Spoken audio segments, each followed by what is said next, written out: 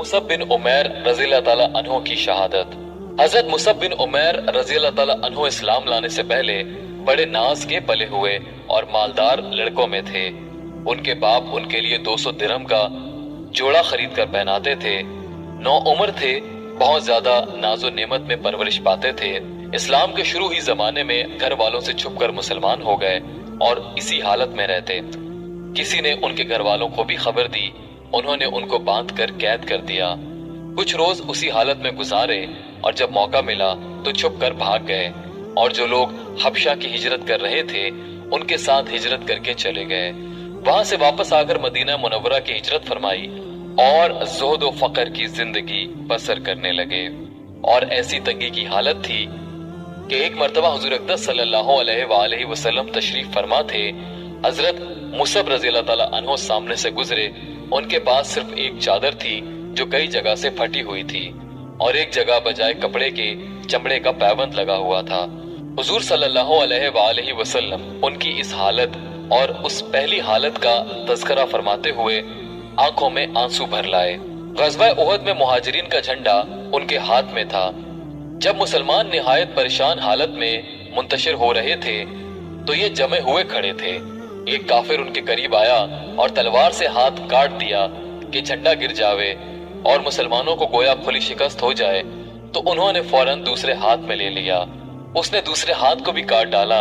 उन्होंने दोनों बाजुओं को जोड़कर सीने से झंडे को चिमटा लिया कि गिरे नहीं।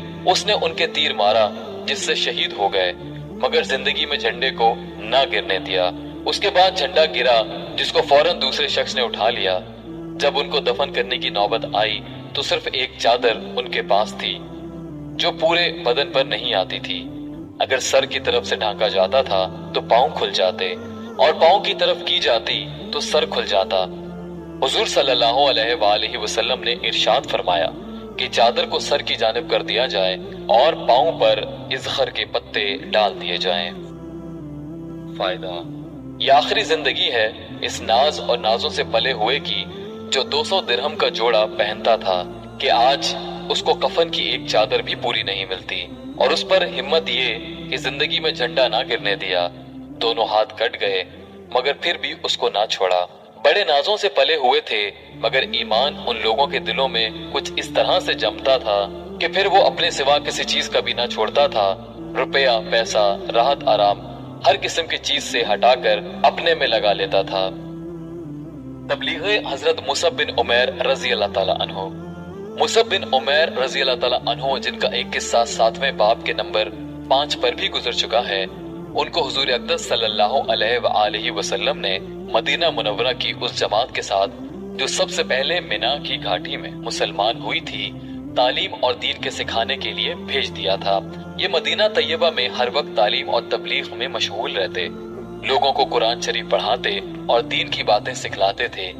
असद बिन जुरारा रज़ियल्लाहु ताला अन्हु के पास उनका कयाम था और मुकरी पढ़ाने वाला मुदर्रिस के नाम से मशहूर हो गए थे। साद बिन मुआज और उसैद बिन हुज़ैर रज़ियल्लाहु ताला अन्हुम ये दोनों सरदारों में थे। उनको ये बात नागवार हुई।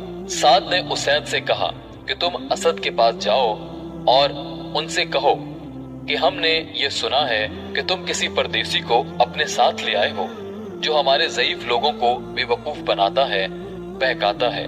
वो असद के पास गए और उनसे सख्ती से ये गुफ्तगू की। असद रज़ियल्लाहु ताला अन्हु ने कहा कि तुम उनकी बात को सुन लो, अगर तुम्हें पसंद आए कबूल कर लो, अगर सुनने के बाद ना पसंद हो तो रोकने का मुज़ायका नहीं।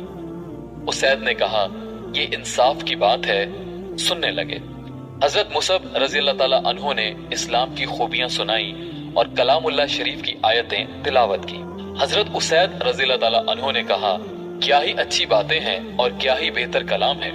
जब तुम अपने दीन में किसी को दाखिल करते हो तो किस तरह दाखिल करते हो? उन लोगों ने कहा कि तुम नहाओ, पाक कपड़े पहनो और कलमा शहादत पढ़ो। हजरत उसैद रज़ियल्लाहु ताला अन्हु ने उसी वक्त सब काम किए और मुसलमान हो गए। उसके बाद ये साद के पास गए और उनको भी अपने हमरा लाए। उनसे भी यही गुफ्तगू हुई। साद बिन मुआज भी मुसलमान हो गए और मुसलमान होते ही अपनी कौम बनुल अशहल के पास गए। उनसे जाकर कहा कि मैं तुम लोगों की निगाह में कैसा आदमी हूँ? انہوں نے کہا کہ ہم میں سب سے افضل اور بہتر ہو۔ اس پر سعد نے کہا کہ مجھے تمہارے مردوں اور عورتوں سے کلام حرام ہے جب تک تم مسلمان نہ ہو جاؤ اور محمد صلی اللہ علیہ وآلہ وسلم پر ایمان نہ لے آؤ۔ ان کے اس کہنے پر قبیلہ اشل کے سب مرد عورت مسلمان ہو گئے اور حضرت مصعب رضی اللہ تعالیٰ عنہ ان کو تعلیم دینے میں مشغول ہو گئے۔ صحابہ کرام رضی اللہ تعالیٰ عنہم کا یہ عام دستور تھا کہ جو شخص بھی مسلمان ہو جاتا وہ مستقل ایک مبلغ ہوتا اور جو بات اسلام کی اس کو آتی تھی اس کا پھیلانا اور دوسروں تک پہنچانا اس کی زندگی کا ایک مستقل کام تھا، جس میں نہ کھیتی مانے تھی، نہ تجارت، نہ پیشہ، نہ ملازمت۔